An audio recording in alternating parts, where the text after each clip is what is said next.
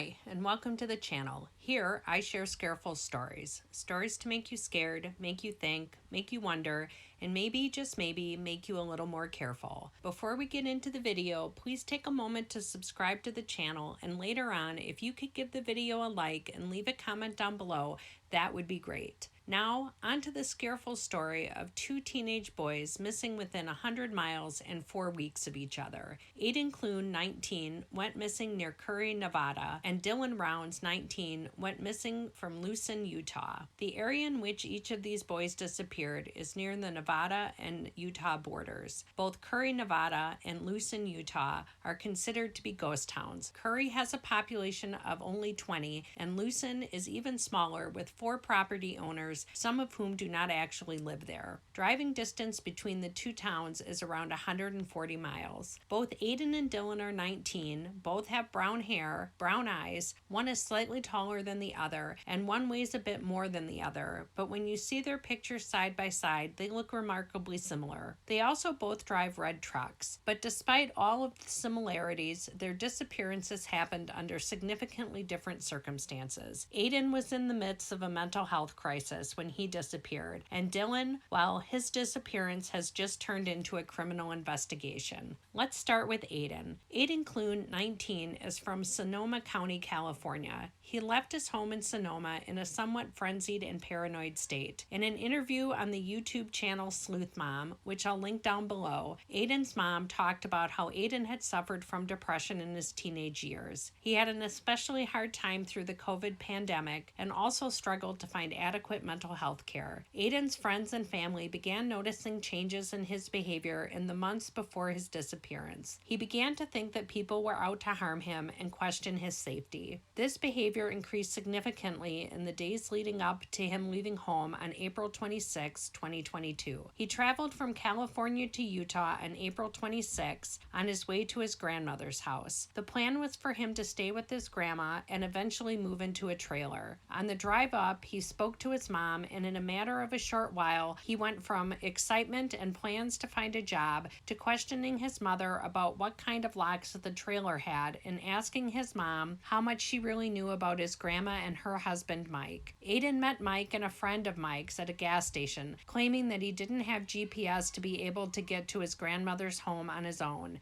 Aiden asked Mike to ride in the car with him instead of Aiden following Mike's car. Mike told Aiden's mom that as his friend drove away, instead of following, Aiden just sat there for a short bit, and then when he did start the car, instead of following the friend, Aiden drove the car in the opposite direction. When Mike questioned him, Aiden said he was going to take him to Washington. Mike took out his phone to make a call and began to think by the way Aiden looked at his phone that he may try and grab it and throw it out the window. Instead, Aiden pulled the car over and ordered Mike out. When Aiden's mom received a call about the incident, she contacted the Salt Lake City Police and the Utah Highway Patrol asking them to look out for Aiden's vehicle, a red 2007 Nissan Frontier, and telling them that she believed he was in the midst of a psychotic break. His mom did speak with him after he left Mike on the side of the road, but Aiden wouldn't tell her where he was. She would later find out that he was in a hotel in Wells, Nevada. He asked his mom to read to him over the phone and kept saying how tired he was. She knew he was in a hotel because he became worried about the door to the adjoining room and making sure that it was locked. His mom asked him to call her when he got up in the morning, but he never called. When his mom didn't hear from him on the morning of the 27th, she accessed Aiden's bank account and tried to track him by his bank transactions. She could see that he stopped at a gas station in West Wendover, Nevada. She began making calls to numerous law enforcement agencies to report him as an endangered adult and to ask for them to be on the lookout for him and or his vehicle. Also on the 27th, the Nevada Highway Patrol found his car abandoned along US Route 93 near Currie, Nevada. A door to the car was open and Aiden's wallet was on the seat. The car was found prior to Aiden's mom getting in touch with the Highway Patrol, so they didn't have a reason to investigate the vehicle much further. Not seeing anyone around, the Highway Patrol shut and locked the car. Later, when everything came together that Aiden was missing and that his car had been found, a search effort ensued. A tracking team worked overnight following Aiden's footsteps into the high desert Cherry Creek mountain range, where the overnight temperature fell to 40 degrees that night. The footsteps showed that at times Aiden was moving quite quickly, even running, sometimes crawling through bushes and oddly taking his shoes off before crossing roads. The tracking team was able to track him for 10 air miles. It appeared as though he was intentionally hiding from searchers, and while that may sound unbelievable, when put in the context of the paranoia he was experiencing, it actually makes perfect sense. His cell phone last pinged at 8:07 p.m. on April 27, 2022, from the area where his tracks were found. Aiden's guitar was found during a search, but none of his other belongings or articles of clothing have ever been found. Searches to try and find Aiden continue to this day. Volunteers have covered hundreds of miles, including 157 miles with canines, 651 miles with volunteers walking, 85 miles on horseback, 265 miles on ATVs, and hours of searching with aircraft. Almost 1,700 man-hours have been utilized during the search. The Elko County Sheriff said that the investigation into Aiden's disappearance will continue until the case is solved. Aiden's mom has a GoFundMe to help raise money for a reward and to continue search efforts. Aiden is 5'8", about 125 pounds, has brown hair and brown eyes. He has an Oakland A's tattoo on his ankle, a smiley face tattoo on his ribcage, and he was wearing a black North Face coat, dark sweatshirt, and black high-top tennis shoes when he went missing. Anyone with information should contact the Elko County Sheriff's Office at 775-738-3421. And then there's Dylan Rounds, also 19.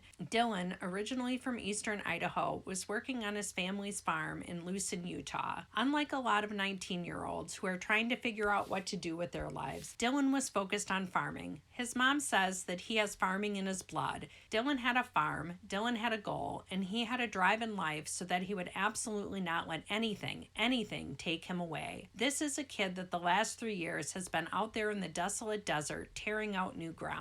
Dylan was last physically seen on May 26, 2022 at a bar in Montello, Nevada, which is in a remote part of Elko County where Aiden went missing, and 30 miles west of his home in Lucin. He ate at a restaurant and then returned to the trailer that he lived in on the farm. 2 days later, on May 28th, Dylan spoke to his grandma on the phone at 6:51 a.m. At that time, his phone pings from the area of the farm. He cut the conversation short, telling his grandma that it had started raining and that he needed to move his seed truck into the shed so that the seeds wouldn't get ruined. That's the last time anyone spoke with Dylan. Later, investigators would find out that Dylan's phone pinged again in the afternoon of May 28th and again from the area of his farm. It's not known if Dylan was in possession of his phone at that time. On May 30th, Dylan's mom got a call from his best friend who was worried because he hadn't heard from Dylan since Saturday. Although it wasn't unusual for Dylan to break or lose track of his phone, in those circumstances, he would go to either his mom or dad's home to get one he could use. He wasn't the type of kid to just be completely out of touch. Dylan's mom reported him missing later that day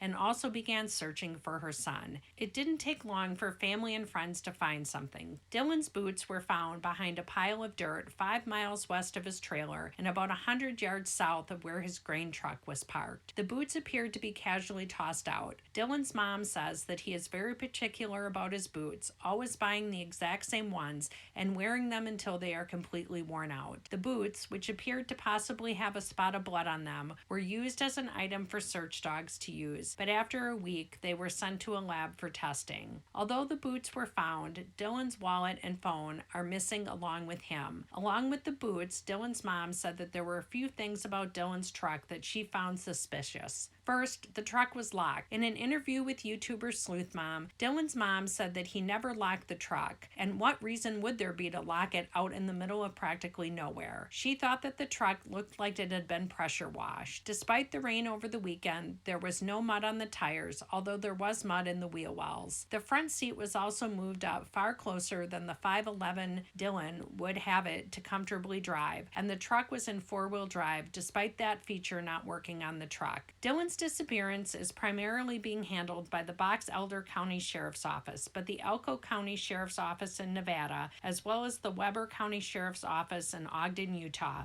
are helping with the investigation. To date, volunteer search teams have put in over 300 hours and covered more than 3,000 miles. Sheriff's deputies have put in over 650 hours working on the case, including interviewing numerous people who may be associated with the case. Dylan's family is adamant that he would not have left his farm voluntarily. His mother said that he did not walk away from his lifelong dream. Dylan has no drug abuse, no substance abuse, no mental issues, no depression, no suicide thoughts, nothing.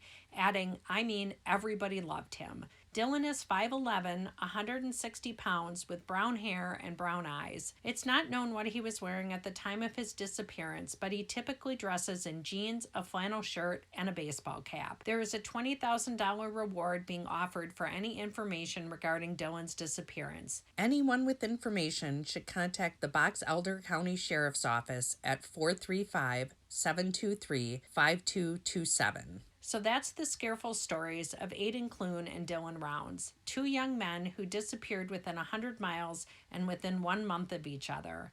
Let's pray that they both come home to their families very soon. Until next time, stay safe and stay careful.